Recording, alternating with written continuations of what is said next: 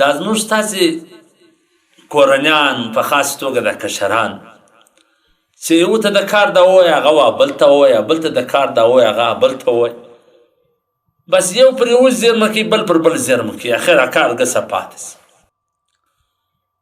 مفتی محمد رفیع عثماني صاحب رحمه الله تعالی یو وکیل لیکي وایي موږ د خپل بابا جان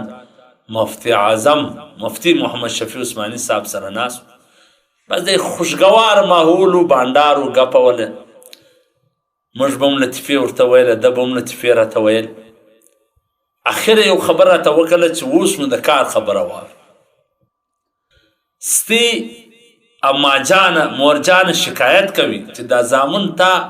شهزادګان ځین جوړ کړي دي یو کار نه کوي چې شیدې ځنه وغواړې په برتن باندې دې شرمیږي د بل یې نه وړي وایي دغه اوس ما خپله هم محسوسه کړي وای ما خو دا سوچ کاوی چې مثلا تی دا د سستی د وجه نه کوي اوس تی شرمیږي په برتن باندې دا نسې وړلی شیدې نسې راوړلی نو بیا مفتی شفیع عثماني صاحب خپله یو واقعه ورته بیان کړه چې دا زما او د الله په مابینځ کې یو راز خو زه اوس تی ته د ښکاره کوم مفتی رفیع عثماني صاحب فرمایي چې خپل بابا جان مفتی شفیع عثماني صاحب راته وفرمایله چې په دیوبند کې په انډیا کې زموږ کور د هندوانو کورونو دا غریب خانې وې د دې و مخته نو د هغه سره یو څا و د دا څا څه به دا بوډاګانو د سپین سرو اوبه وړلې وایي ورځ زه د سهار لمانځه طرف ته را روان یم یو سپین سره بوډۍ ده یو غټه کټورۍ یا یو غټ برتن یې پر سر راخیستې دي اوبه وړي کور ته او اوبه یې کښېښولې ډېره ستړې شوله شاوخوا یې کتله چې اوس به څوک راسي را سره پورته به کړي وایي ما چې ورته وکتل ډېر مې زړه درد پر وکړي اخر ورغلم ورسره پورته مې کړ ما ویل اما جانې بس ته د مخه درځه کور راشئ زه یې درسره وړم ښه چې کور یې راورسېدی د کور د دروازې او مخ ته مې ورته کښېښود مفتي صاحب وایي زه چې را روان سوم دا بوډۍ داسې دعاګانې راته کولې در ډېر لرې پرې ما د دې دا دعاګانې په خپلو غوږو اورېدلې نو بهر مې سوچ ووایي چې دا بوډۍ دا سپین سرې د زړه څه دعاګانې درته کوي دا موقع ولې زه د لاسه ورکړم بله ورځ مې بیا کټورۍ ورسره بیوم بیا داسې دعاګانې راته کولې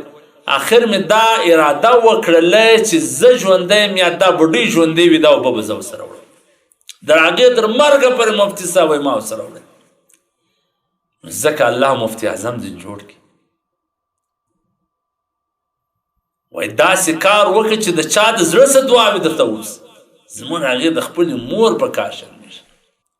د خپل پلار په کار شرمېږي د کور په کار شرمېږي د بازار څه غوټه نشي راوړی ټماټر نشي رانیولی پټاټې نشي رانیولی او دا معزز صاحب دی دا پلانی صاحب دی ای مې د ځانه یو کیسه جوړه کړې لکه د مور و پلار په خدمت سره جنت ملاویږي داسې کار باید وکړو چې د هغه د زړه څه دعا راته ووسي نو مفتي شفیع عثماني صاحب رنګه شخصیت د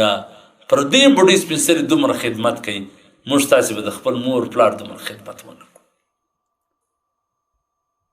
نو پکار دا ده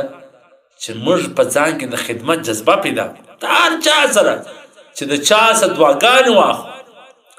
وایي دا چاته مه وایي چې دعا راته وکړي یو داسې کار وکړه چې د هغه د زړه څه دعا درته وځي ډایرکټ به عرش ته پورته کېږي الله چې په موږ کې د خدماتو جذبه پیدا کړي په خدمت سره الله پیدا کړي